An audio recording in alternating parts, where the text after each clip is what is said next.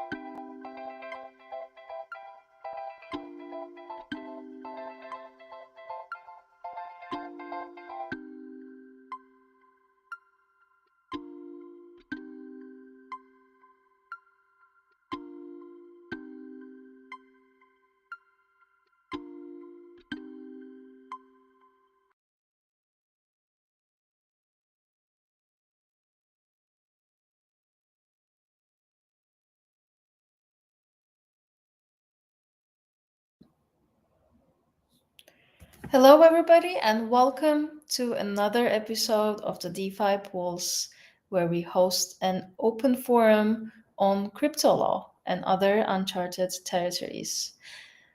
With me today, we have Ania Szpak from the Nexus Mutual legal team. Welcome, Ania. Hi, Sam. Thank you for having me. It's great to have you. And we also have Brave, Head of Product and Risk at Nexus Mutual. Welcome, Brave. Hey, everybody. Good to be here. Let's briefly look at the agenda and then dive into things. We will start with Anya, and she will walk us through her day as a crypto lawyer and then touch upon some of the prominent cases that made it to the headlines. Then we'll have a small open forum section where Brave and Anya, and also participants who would like to chip in with their thoughts through the comments section, will talk about uncharted territories in DeFi. In such a new technology, some paths needs to be carved out together as we learn about things together. And I'm looking forward to the discussion there. Last but not least, Brave will continue with his DeFi Landscape Overview series. We're now having the third episode of these, where Brave goes into one specific DeFi sector and talks about the architecture, the platforms, the protocols, and gives you the best 101 content that I think you can find today on the internet. Without further ado, I want to briefly introduce Ania Szpak, who is the Chief Legal Officer at Nexus Mutual. She has over 10 years experience in fintech, commercial, and insurance law, and also a negotiation veteran where she handled very complex deals and high-stakes contracts in the traditional legal ecosystem with many global firms and also comes with crypto native experience as well. We had Ania for, I think, close to 2 years now. And Just over 2 years. yeah, it has been amazing to have her as a part of the team. Anya, I want to pass the mic to you. Maybe we can hear a bit more about you and your experience, and then go over into some of our questions. Absolutely. Thank you so much for this very kind introduction, Sam. So, as you've mentioned, I have been basically doing law for over 10 years now. I feel like it went in like a full circle because actually I started as a lawyer and I trained as a lawyer in an insurance law firm. So my practice when I started was insurance. Also a litigator. I then moved on to technology and commercial practice, which actually I absolutely loved. That's when I realized that that's what I want to do long term. So I was very lucky to work for some of the biggest software companies in the world. And then I gradually moved to crypto, starting with Fireblocks, which is this a really cool hybrid of crypto and a traditional world, where I worked with many big banks. So very traditional world from that perspective, but also exchanges, etc. And then finally coming back to my roots, coming to Nexus Mutual, the alternative to insurance platform. And this is probably one of the most incredible spaces to be in because this is almost a brand new ecosystem for a lawyer. There's so much to discover. There's still so much to build in terms of regulations. And I think very few lawyers, in their practice, they have that opportunity. They have the ability to be in the middle of something like crypto regulations, DeFi. So yeah, it has been a great privilege working with Nexus and helping to build this ecosystem because this is what we're doing on a daily basis, and we'll get to that a little bit later in terms of what I actually do. But it is building a ecosystem, and for a lawyer is definitely a building a legal world. Thank you, Anya. It's all very exciting, and we're very happy to have you with us. Okay, I heard a lot from some of my lawyer friends who are more in traditional spaces about this question, and I thought you're in the best position to answer that. And I know a lot of people that have tuned in have the same question. Can you walk us through what you do? What does a crypto lawyer do? Mhm. It's a brilliant question, and it's very difficult to sometimes answer this because the job is just so diverse. And actually, I think there is a lot that I am now seeing, having been in this space for a few years. I feel like my role is actually becoming more and more traditional. A few years ago, it was quite challenging because there were very few regulations out there. For anyone who follows crypto in general, they would know that the world, or like US, for instance, as a jurisdiction, was quite hostile towards crypto. So, every day was different in terms of new enforcement, litigations.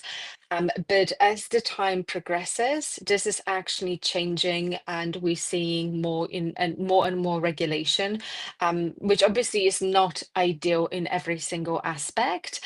But basically, crypto lawyer is, I would say, trying to stay on top of, the regulatory developments, and that is just changing so dynamically.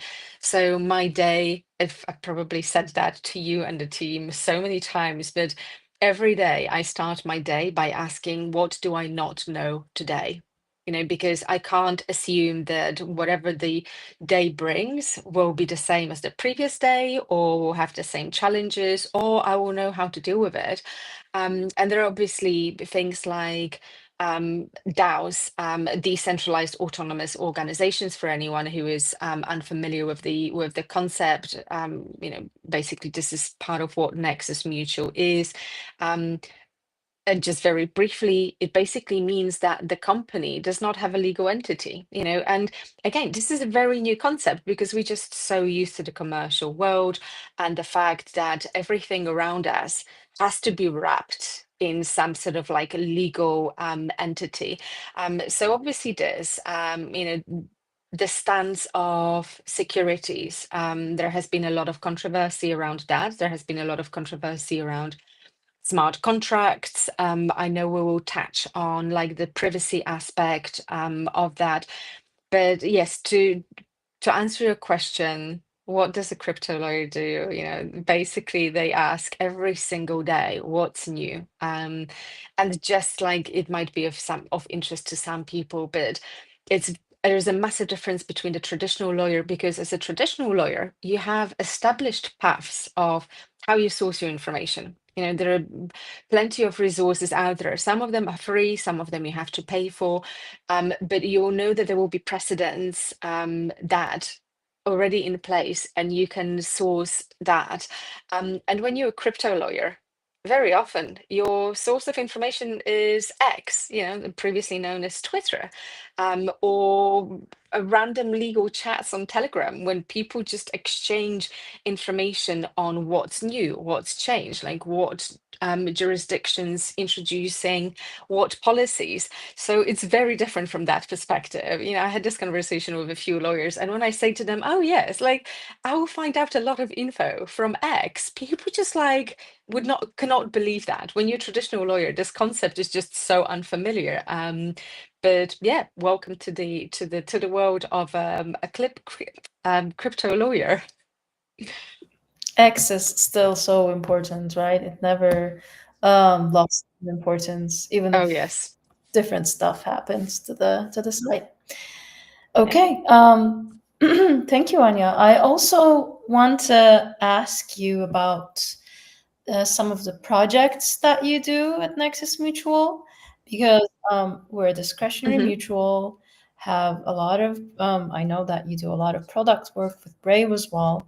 So kind of want to give you the mic again so that you can give us at least the titles and the general strokes. And then maybe ask Brave Absolutely. about how it's like working with the legal experts on the product side of things. Yeah, I probably should be worried about that question, but yeah, I think probably the initial reason why Nexus Mutual needed a lawyer was a very traditional legal world problem, which was FTX. So when FTX collapsed, Nexus Mutual paid out some claims to the members that were covered under that specific policy, or under the specific cover. And then as the time went by, it was pretty obvious that the members, people in general, or the FTX customers will be able to recuperate some of the losses.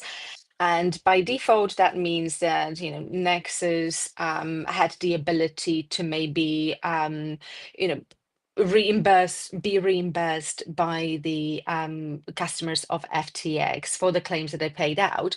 And this is this intersection between crypto and traditional world, where it is a very crypto problem, but in a very traditional world, because it doesn't matter, whether you FTX, Coinbase, Kraken, whatever other company that is crypto oriented. Most of the time, and going back to what I've mentioned in terms of DAOs, most of the times you will be a legal entity of some description, which means that you will be under legal jurisdiction of a given country. So if something goes wrong, then those problems are very traditional. You have to deal with whether it is a bankruptcy estate, other lawyers, courts, judges, and so on and so forth. So I was brought on to deal actually with the traditional issues, and then as my role kind of evolved, or maybe as I became a little bit more familiar with the structure of Nexus, this has obviously changed as well. Probably my second biggest task on like a day-to-day basis is, as Sam already mentioned, working with Brave on updating various cover wordings. So every product that we offer has a document that goes with it, and basically this document outlines what are the rights and obligations of both Nexus Mutual and the members that buy the cover from Nexus Mutual. So I think as any platform, any product, any company matures, you also want to make sure that what you provide to people is mature in a way that there is no ambiguity. And I think that's where lawyers come in very often. We basically make sure that there are no ambiguities, that everything is clear, that whoever is reading this document has no doubt in their mind what it means, what obligations are on their part, what rights, etc., etc. So, so those are probably two of the best examples that I can give. I don't know, Brave, do you want to say anything how it is to be working with a lawyer in the decentralized world? I mean, I think it's great. Hugh and I spend a lot of time looking at what we want to cover, and we go into great detail on how the coverage works, what events we want to cover. We use a lot of, we're working on updating the protocol cover wording right now. So looking at some real world examples of on-chain hacks, what the cause was and how we could better cover those things and update the wording. It's very helpful to work with Ania because we'll go through and we'll have an intention of something, but we've worded it incorrectly. And so Ania's like, no, we can word it like this. It takes out the ambiguity. We can better define these things in the definition section, and we kind of cover all of our bases. So it's nice to have somebody, with a law degree who has experience drafting contracts that can actually help us draft cover wording that is clear and, can hold up in a court of law, as well as for the average user who's trying to buy cover and understanding what is covered. So it's very, very helpful working with a lawyer. Hugh and I, again, spent a lot of time on how we can word things and how we can cover people. But at the end of the day, we're not legal experts. And the contracts before Ania was brought on that we had for our cover wording and what we have now are vastly different and very much improved. So it's great working with Ania. Thanks, Brave. Thanks both. Yes, with Ania, I think we can safely say that we truly can create more trust within our community and within the mutual and with our products. And it's important to do so because it's not always easy to do the right things when it comes to the legal handlings. I want to go into an example and let Ania give her expert review on that. The Tornado Cash precedent. We held a small survey on X actually to ask our viewers which of the recent prominent legal cases in DeFi they wanted to learn more about, and Tornado Cash came first. Ania, can you give us your brief review or interpretation of this precedent and how you think this will impact us in the long run? Yeah, absolutely. I mean, first of all, I would just have to give this disclaimer. I am a lawyer, but this is by no means a legal advice. It's just my opinion. So yes, as lawyers, we have to say that just to be clear. But Tornado Cash is probably one of the most controversial, if not complex, cases that ran between crypto and traditional world, and not just because at one point, I'll come to that. There are several issues that happened over the past few years. But just for the background, for anyone who is unfamiliar, Tornado Cash is a decentralized privacy protocol that is built on Ethereum. It's a DeFi app, and basically it mixes ETH with other tokens. So it's like a privacy token. You deposit an asset and then withdraw it to a different address, or you used to be able to do that.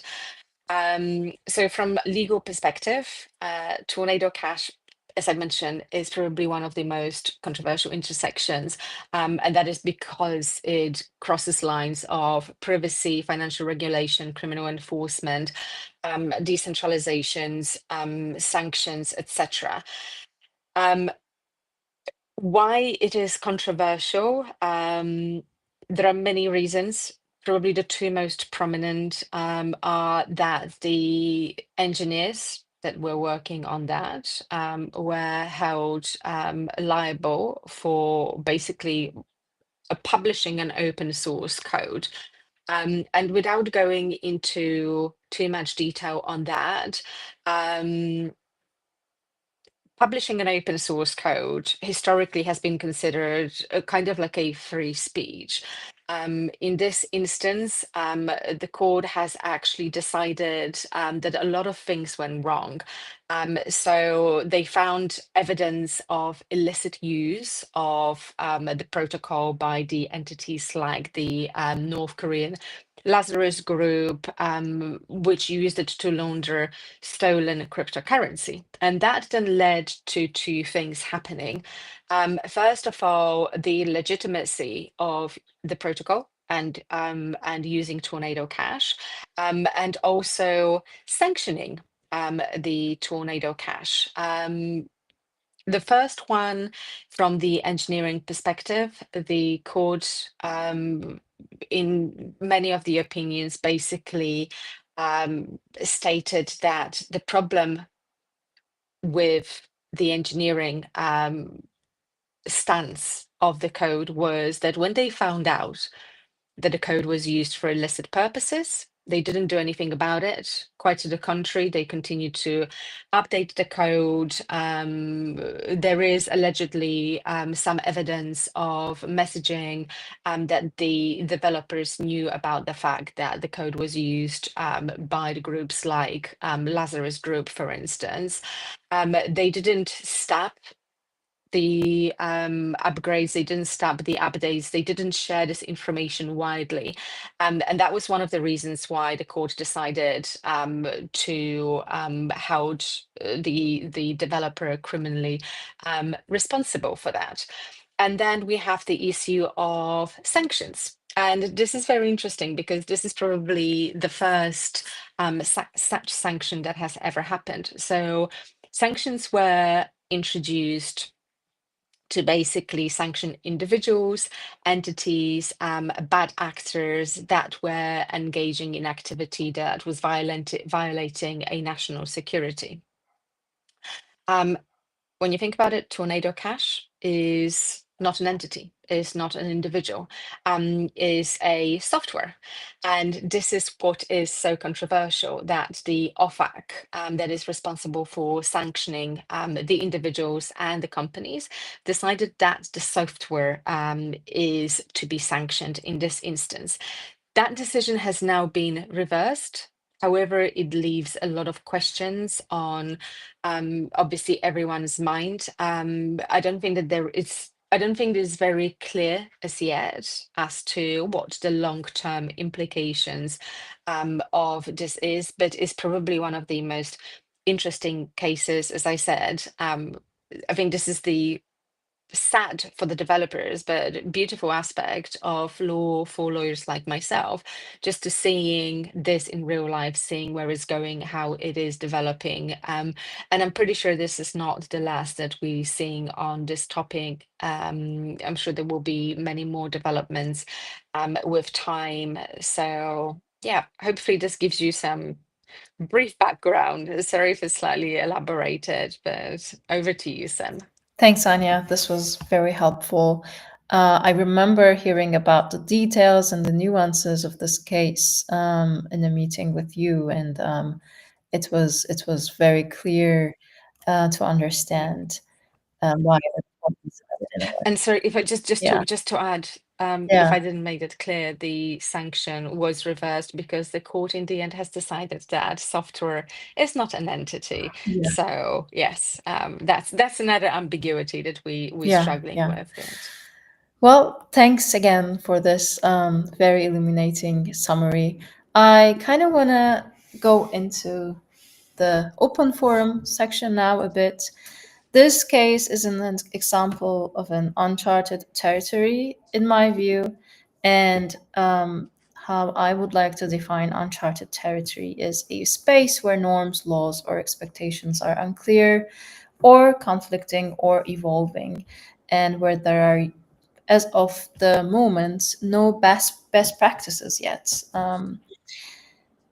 I think legal issues do find themselves a way as time moves on, and like we just heard from you in the case of Tornado Cash, there are many more cases that followed a similar path. And I think there are some other key domains as well where we have uncharted territories, not exactly following similar patterns, but where, there's a wide consensus towards a certain direction. And I hope to talk about these with you today and get your thoughts on what other areas you see as uncharted territories in crypto. For me personally, law is one of them, UX and design is another.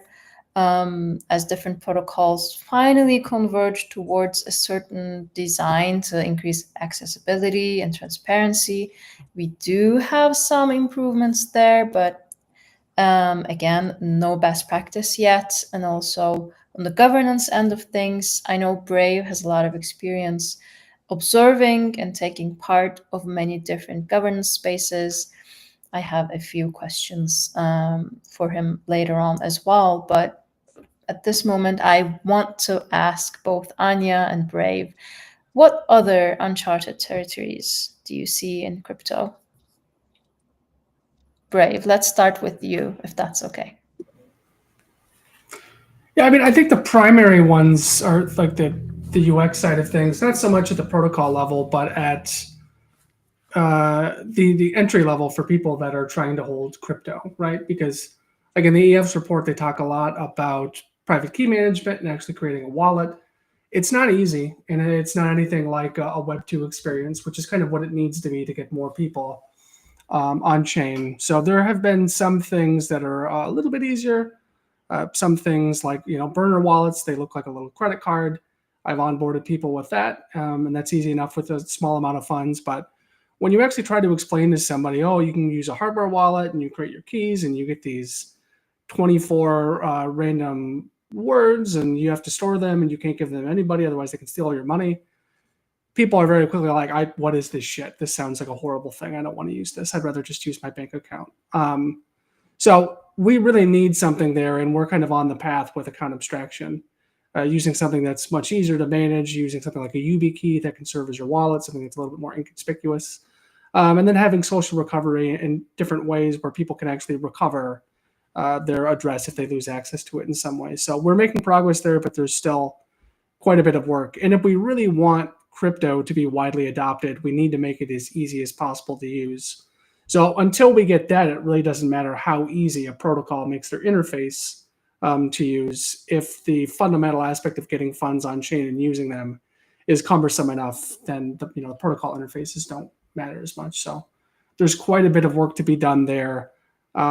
If we want to see more mainstream adoption, I think between that and financial literacy, those are two big things that are holding more people back from getting on chain. Most of the conversations I have with people about why they don't want to use crypto and they don't want to use DeFi, a lot of it comes down to financial literacy because they don't actually know how financial systems work, and so everything in DeFi is confusing because we forget that not everybody is an engineer and not everybody has expertise in economics and how traditional financial systems work. So I find some things like the sky savings rate and just putting USDS into the sky savings rate vault is simple for people to understand. But then when you talk about putting things into something like beefy finance, people go like, wait, I'm going to put my money in a cow thing and then it's going to make more money. Like that is where you start to lose people. So those are the two big stumbling blocks. Governance is more of an advanced concept. And, there's a lot that we could get into there, but I think those are the two biggest areas that are holding people back from getting on chain. So I think those are the two probably biggest uncharted areas in my mind.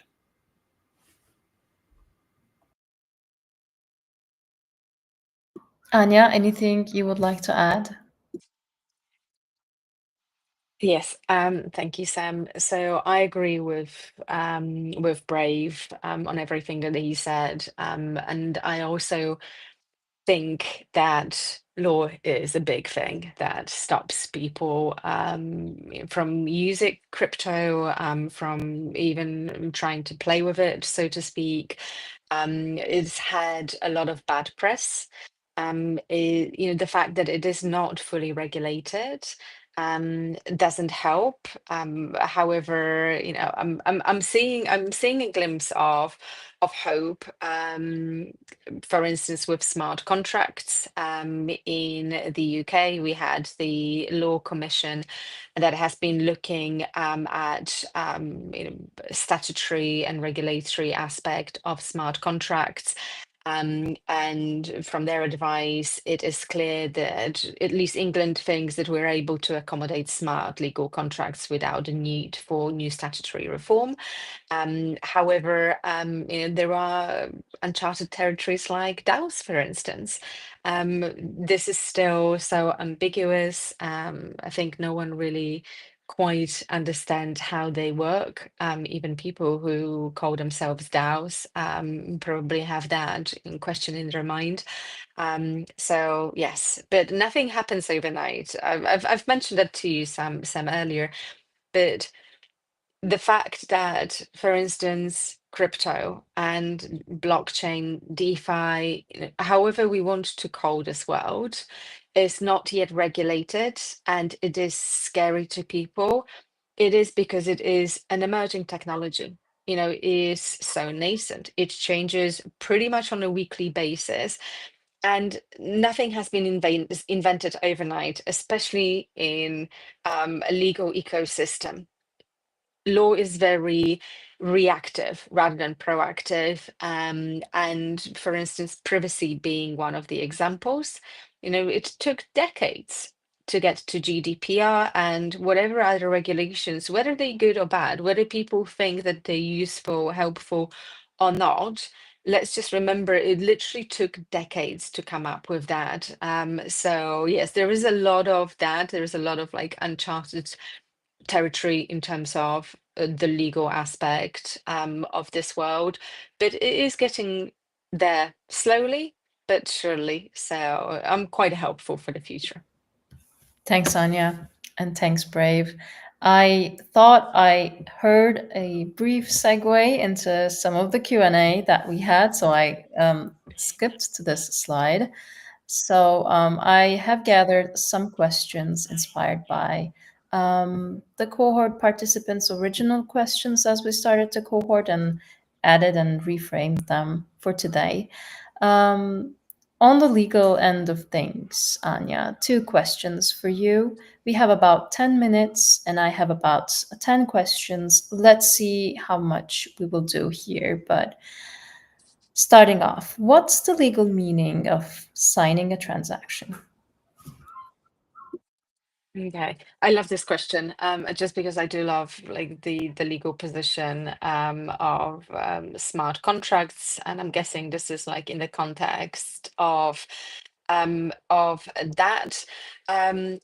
Very reassuringly, looking at everything that is available, well, I don't know whether it's actually reassuring to people or not. It might not be from a legal perspective, it is, but signing a transaction can actually have a legal meaning. So it might actually mean that there is a legally binding agreement in place. I know there is a lot of people who joined this space as DeFi and decentralized aspect of it, joined it because they were hoping for anonymity, etc., etc. But it does seem that signing a transaction is binding. At least this is from from UK perspective. I can't go to all of the details because 10 minutes would never be enough. But if this is of interest to anyone who is listening to this session, then please do feel free to drop Sam a message, and I'm more than happy to send some further reading on that. Thank you. And also feel free to comment if you'd like to learn more wherever you are watching us. Second question to you, Ania. How do smart contracts intersect with traditional enforceability? Mhm. So as I've already touched on that in the previous answer, um, smart contracts can be enforceable. A legally binding agreement is what a contract is normally called. There are some requirements.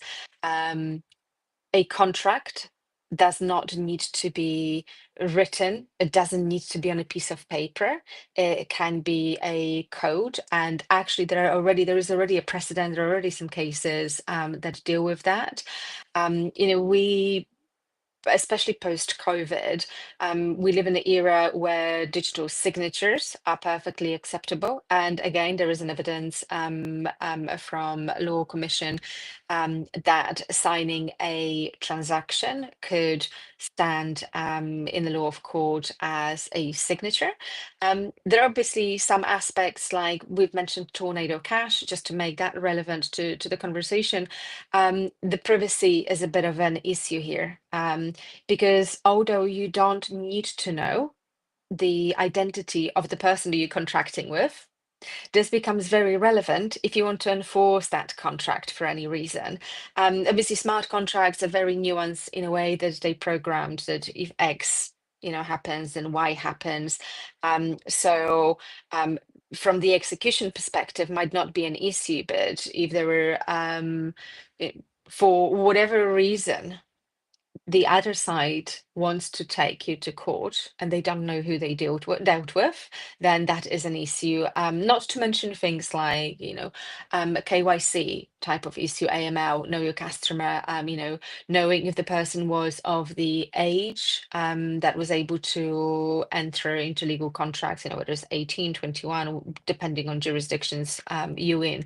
So yes, there is even though when you look at smart contract, you think, oh yes, this is just so different in every way. When you break it down, it's actually very similar to traditional contract, and you can apply the traditional enforceability rules to smart contracts. And I think this is probably where we going. Just this, I promise this is the last point. You've got three different types of smart contracts. You've got like smart contracts that actually are written, you can read what's in it. You've got then hybrid contracts, and you've got a code only contract. I think probably like the biggest issue for lawyers going forward will be the code only contract, because there will be the interpretation aspect of it. Normally you interpret any contract by how a reasonable person would perceive it, whereas when you have just a code, reasonable person will not be able to perceive it without an input of an expert, engineer, developer. So there is that point to it, and then how heavily will court rely on this interpretation? So yes, we could probably do a whole separate session on smart contracts, because I feel very passionate about that. As you can hear a bit. Hopefully that answers the question a little bit. Thanks, Ania. It does. Thanks again for joining us today. It was great to have you and your expert opinion on all this uncharted territory talk. I really enjoyed it. Before we wrap up this section, I have a few questions on ambiguity in practice for Brave as well, and then we'll go into yield aggregators 101. And thank you so much, Sam. Thank you for having me, and thank you for indulging all this legal chat. It's definitely been a Thanks pleasure. again. Okay, Brave, over to you. I know that you are active in many different governance forums and had experience intersecting with many different communities. What gray areas exist in DAO governance today? I think there's two main aspects. One of them is token holder rights, and the other one is what control do token holders actually have over the core protocol. So there are some protocols, like in the instance of Uniswap, where token holders don't really have control over the protocol per se, because the protocol is immutable and can't be upgraded.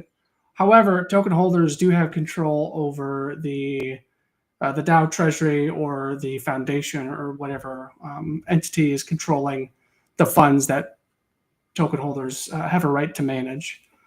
So I think in some aspects, it's what abilities do token holders have to dictate the future of the protocol. Most token holders just have a right to basically say how the money in the treasury gets spent. The other side of token holder rights is it a fully on-chain DAO? Is it a DAO that's managing something that's has some off-chain components too? And again, this all goes back to like, what are token holder rights?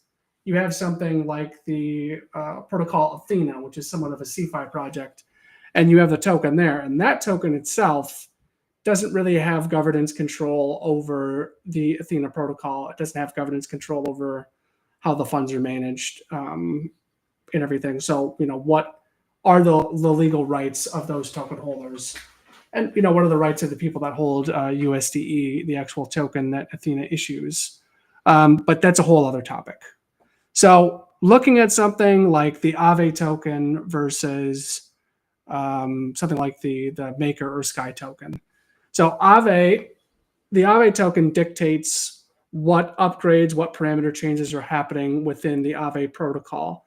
And if you look on the Aave forum, there's a lot of discussions. Most of them are managed by the service providers working for Aave. So token holders are looking at suggested parameter updates. They're looking at potential collateral onboarding, collateral offboarding, pausing markets. There's a lot that goes on there. And the primary people making these decisions are the service providers and then the very active delegates. Because Aave uses governance where token holders can delegate their voting power to other active informed members, most of those higher activity delegates with a lot of voting power are the ones making decisions. So that's kind of a more concrete example. Something that's a little bit more vague would be MakerDAO, where there's a core group of people that are making most of the changes. As an individual token holder, I would say that you don't have as much power, and it's very hard to get into the core of what's driving Sky Protocol at this point in time because it's very complex. So the main gray area is if you hold a governance token, what rights and responsibilities do you have? And what are you actually voting on when you hold that token? So I think those are the biggest gray areas in DAO governance today. Probably the same as when governance tokens first launched in 2020 and that craze kind of took off. Thanks, Brave. I also want to ask you, however small it might have been, have you seen a gray area, a problem, a small issue that had some ambiguity in it resolve? And if so, how and when was it? I can't think of anything off of the top of my head. I think the only resolution examples I can think of are when a protocol basically folds and people can vote on how the funds are distributed or if reimbursements are made to any users that were affected by a loss.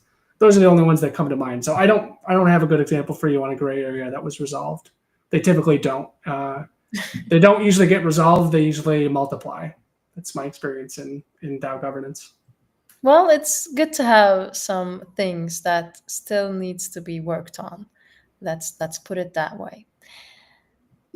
My last question, and we're slightly over time for this section. A brief answer to this, maybe. Where do you think ambiguity is useful? and where does it become dangerous?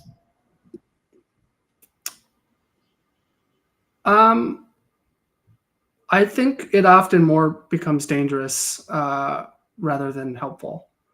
And I think that goes back to token holder rights. Ambiguity there is not a good thing, and is usually a bad thing. And in a lot of DAOs, it is not clarified what rights token holders have. And that can be a detriment to the community at large because it creates opportunities for value to leak out or changes to be made that are to the detriment of token holders. That's my short answer.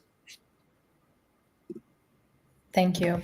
I think I agree with you. And that's part of the reason why I'm very glad that we have the legal capacity with Ania to create more trust by eliminating ambiguities as much as possible.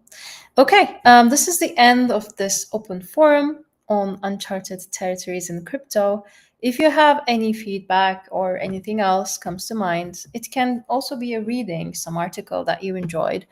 Please find the conversation on the Nexus Mutual forum at forum.nexusmutual.io. We have a special thread titled Reading Potluck, where you can ask your questions about this session and also share some other comments and resources. Okay. Last section for today, the third episode or the third, follow-up for the DeFi Landscape overview presentations, where Brave talks about the different DeFi sectors in detail and gives you the best possible one-on-one overview into DeFi. We have yield aggregator platforms today. Brave, would you like to kick things off and tell us more about yield aggregator platforms? Take it away. Yeah, absolutely. Today we're going to talk about yield aggregators in DeFi. And like I shared last time, my goal is to make this session as accessible as possible. So if anything is unclear while I'm talking, just drop a comment in the chat and ask me to clarify. And if you have a question more broadly that comes up while I'm speaking, just drop it in the chat and we can answer it during the Q&A section. But let's get started with an overview of what a yield aggregator protocol actually is. So yield aggregation protocols are a specific type of DeFi protocol that build on the other things that we've talked about in previous sessions. So DEXs, lending protocols, some RWA protocols, stablecoin issuers, and yield aggregator protocols are designed to help users maximize returns on their crypto assets. So in simpler terms, you can think of a yield aggregation protocol like a robo-advisor for cryptocurrencies that moves funds around after you deposit them. So when you deposit funds into a yield aggregator, that protocol's strategies automatically find and move users' funds into the most profitable opportunities available across different DeFi protocols. So they function pretty simply. You deposit into a vault. That vault pools funds and socializes gas costs for depositing into different protocols. So instead of 100 people having to initiate 100 transactions, it's just one contract that's initiating one transaction. So it's minimizing gas costs for everybody and maximizing yields for everybody in that pool of funds. So those new yield opportunities come up. They're typically managed by strategists that are developing the strategies for underlying vaults, and then those vaults reallocate and update to optimize strategies to earn the highest yield for vault depositors. And then those rewards and the interest that's earned over time is auto-compounded. So the vault tokens that you're holding that represent your share of the vault's deposits is increasing in value over time as, again, that interest generated on the assets you put in, and any token rewards are harvested back into that original token and grows that value over time. So that's the basic on how yield aggregation protocols work. If we go into some of the examples I have, I find it's always easier just to go over some different yield aggregation protocols, break down how they work, and then give an example. So in the example of Yearn Finance, this is one of the, I would say, longest standing yield aggregators out there. They launched in 2020. And this was launched as a way for the founder of Yearn to allow people to come in and chase yield strategies during DeFi summer, so that they could scale that up and pass on those rewards. And so when Yearn first launched, they were earning like 1,000% APY. We don't see yields like that anymore, especially in size. But Yearn has evolved over time, and they're currently on their V3 of their protocol. And the V3 vaults allow you to deposit into a vault, and then that vault is going to deploy the funds into potentially other vaults, into underlying yield strategies, and it balances it. So funds are earning an optimal amount of yields across these strategies. The strategists that come up with the strategies that the vaults run take a fee for setting up that strategy, and the vault has a performance fee. So you are levied a certain fee, but then over time, those rewards auto-compound, those go into the vault, and then when you're ready to withdraw, you can withdraw those funds back to your wallet. So instead of you having to deposit across multiple protocols and move your funds around, there's either a protocol or an individual that's moving those funds around for you. In the case of Yearn, it's an automated strategy that's being run, and everything is automated by smart contracts that go into predefined strategies. So if we go on the next slide and we look at a particular vault, this one here is the Yearn CRV2 liquid locker compounder. And so you can see, if you go onto Yearn's page and you look at a particular vault, you can go to the strategy section, and this will tell you which strategies are available for that vault.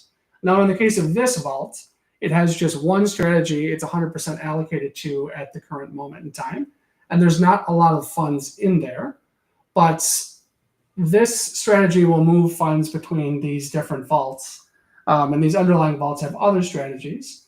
But if, let's say, $1 million gets deposited into this vault, the yield may be compressed in this one strategy because the more money that goes in, the lower that yield might be based on the available rewards. And so it'll split this across these different strategies. And again, it's going to move across those underlying strategies dependent on where the yields are to maximize yields for depositors. And this also maximizes fees for strategists that are automating the underlying strategies that are earning yield. So if we look at another yield aggregator that's been around pretty much just as long as Yearn, Beefy. So Beefy strategies work in a very similar way. They have different vaults that you can deposit into. Typically, though, the strategies here are a little less complex and more straightforward. They're still auto-compounding your rewards, and they allow you to zap into their vaults. So let's say you wanted to deposit into a vault that has a USDC-based strategy and you have a different kind of stablecoin like USDT. It can basically swap your tokens to USDC on the back end and then deposit directly into that yield strategy for you. So it simplifies a lot of it. But again, the user deposits into the vault. That vault then deploys funds into that LP strategy, and then you earn trading fees and any token rewards, and that gets auto-compounded back into the underlying token. In this case, in this example, on this graphic, it's USDC, and then that value grows over time. Looking at a concrete example from Beefy, we've got this Go USDC strategy that is in a liquidity pool on Balancer V3. And then those Balancer V3 liquidity tokens are staked into an Aura Finance farm. And Aura Finance, like we've talked before when we've talked about DEXs, Aura Finance is a yield compounding protocol because they have locked tokens within the Balancer ecosystem, and they can vote to direct incentives to these liquidity pools, which provides for a higher APY. You can see the total APY for this vault is about 13%. And again, this is pulling together Balancer Go and Balancer USDC into this pool. So people are putting Go and USDC into this liquidity pool. They're earning trading fees over time and token rewards, and these get auto compounded back into this vault token. So once you deposit in here, you can kind of set it and forget it, and this is going to accrue value for you over time. So the vault and the protocol itself is automating the strategy for you, and you can just enjoy that yield growth over time. One really nice thing about Beefy is they have a very comprehensive breakdown of how the strategy works, what the risks are, how they rate the risk. They have an option for you if you want to buy coverage right in their UI. And they have a very good chart showing you historical APY, what percentage is pure trading fees, which percentage is just token rewards. So there's a lot of information for folks that are curious about some of these strategies right there in the DeFi UI when you're reviewing things. And then if we look at Veda, so Veda is another vault platform, and they work with a lot of different protocols. EtherFi is probably one of the larger protocols they work with, but they're very active across different networks. They're very active on the Sonic network. They're very active on Ethereum. They're pretty much active everywhere, and they've kind of grown here in the last year significantly. And so Veda's vaults work similar to these other yield protocols, where a user deposits into the vault. That goes into the boring vault contract, which is just a vault contract. And then that manager has the authority to rebalance those funds across DeFi strategies, again, to maximize yields. This can also be automated by a strategist who is basically setting up what these strategies are, and it'll rebalance over time. And then this accrues value, and that can be withdrawn back to the end user over time. So Veda has worked a lot with a lot of different protocols. The example that I have here on the next slide is EtherFi's liquid ETH vault. So here, again, if you go in the Veda interface, you can see the different vaults that they're running, the strategies they're running underneath. And if you go into the EtherFi UI, you can actually see what the underlying positions are. So here you can see they're allocated to about a dozen different protocols. You can see what percentage of funds. In this case, we're talking about a little bit more than $500 million, earning a net APY of 8%, plus some points that are convertible to tokens at a later date. Most of these funds are in Aave v3 right now, and you can see what the variable yield is. For some of these protocols, you can see there's a fixed yield that's being earned over time. So there's a very good breakdown on EtherFi of where the funds are being deposited, what the yield is, and this will be updated over time, again, to automate yields for folks. So some strategies are simpler, some are quite complex, but overall the goal is to provide optimal APYs for folks over time. For the average user, achieving 8% on ETH is pretty tricky and would involve a lot of gas costs, but with some of these vault strategies, you can earn a high yield. It simplifies things from a tax perspective, depending on where you are in the world, and it just makes your life a lot easier. If you're someone like me that's very busy, some of these yield strategies are very beneficial. And while it may be profitable to run them yourself, you have to give them a lot of attention, whereas you can give up a certain amount of performance fees, and then somebody else can run the strategy for you, and all you have to do is check on it periodically.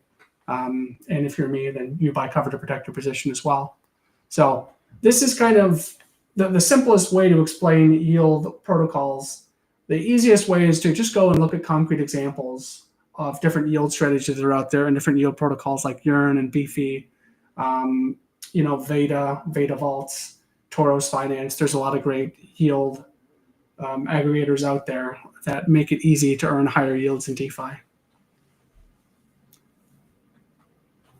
Thank you so much, Brave. This was a beginner-friendly and very illuminating talk on yield aggregators. Okay, I think we are ready to wrap up the call for today. If you have any questions about yield aggregators, about uncharted territories and DeFi, about DeFi in general, please join the conversation on our forum at forum.nexusmutual.io. Thanks again. Stay safe in DeFi and take care. Bye. Thanks, everybody. Have a great day.